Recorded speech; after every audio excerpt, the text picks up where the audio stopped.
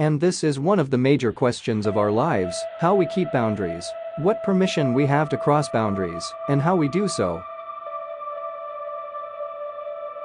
We always knew how to honor fallen soldiers. They were killed for our sake, they went out on our mission. But how are we to mourn a random man killed in a terrorist attack while sitting in a cafe? How do you mourn a housewife who got on a bus and never returned? The question of boundaries is a major question of the Jewish people, because the Jews are the great experts of crossing boundaries. They have a sense of identity inside themselves that doesn't permit them to cross boundaries with other people. So with truth there is a certain moment when one can say, this is the truth, and here I put a dot, a stop, and I go to another thing. A judge has to put an end to a deliberation, but for a historian, there's never an end to the past. It can go on and on and on. Intimate relationships are a gold mine for literature to explore, to understand, to describe.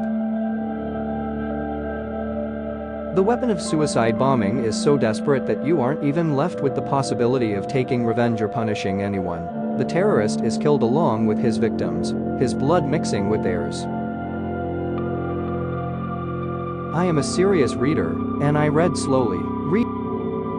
The literary trappings and moralizing of science fiction I find insufficiently compelling.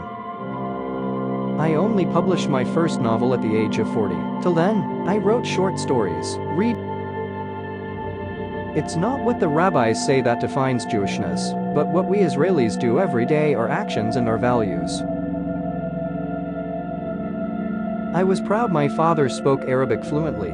His father sent him to learn Arabic from a sheikh, and we had Arab friends. His task of understanding the Arabs, not only politics but poetry, was very important. He took it as a vocation.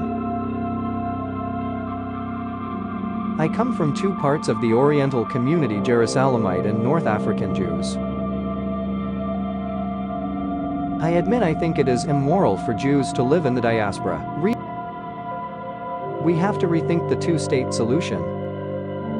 Let us not forget, the Palestinians in Gaza are our permanent neighbors, and we are theirs.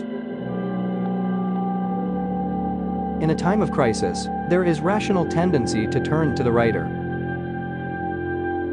For 50 years, that is, for most of my adult life, I worked tirelessly for the two-state solution in the face of countless frustrations, both on the part of the Israeli governments and the Palestinian Authority.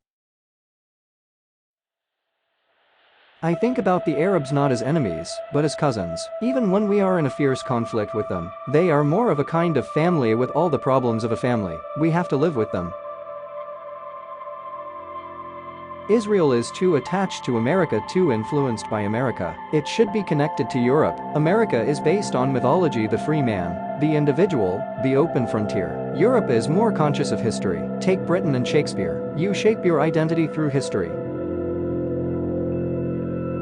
World War II was a trauma that paralyzed writers. It was something metaphysical, diabolical. In my DNA, the Zionist gene is extremely strong. In my own view, Hamas's frustration derives from a lack of legitimization by Israel and by much of the world. It is this frustration that leads them to such destructive desperation. That's why we need to grant them status as a legitimate enemy before we talk about an agreement or, alternatively, about a frontal war. Jews outside Israel live in permanent contradiction. I think they should come home. This is why I am a Zionist, because diaspora leads to hatred and the Holocaust.